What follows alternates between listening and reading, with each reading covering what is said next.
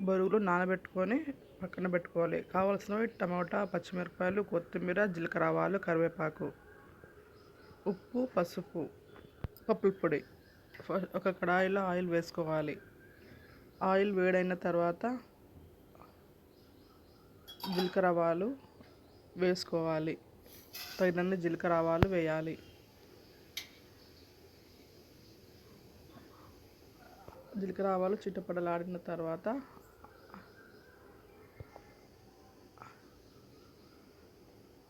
Onions, పచ్చిమిరపకాయలు వేయాలి. అవి బాగా మగ్గిన తర్వాత కొద్దిగా ఎర్రగా మగ్గాలి. తర్వాత కరివేపాకు వేయాలి.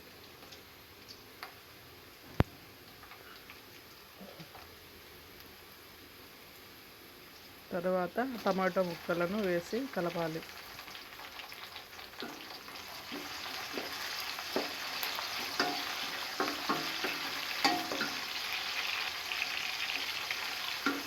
బాగా మగ్గిన తర్వాత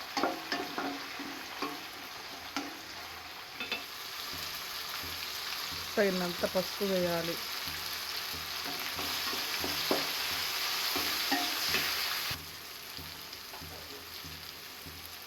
తగినంత సాల్ట్ వేయాలి. మనకు అవసరమైతే బొరుగులు కూడా వేసుకోవచ్చు. తర్వాత మనం నానబెట్టుకున్న బొరుగులను వేయాలి. వేసి కలపాలి.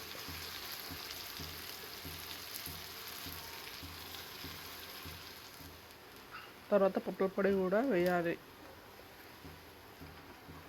కలపాలి.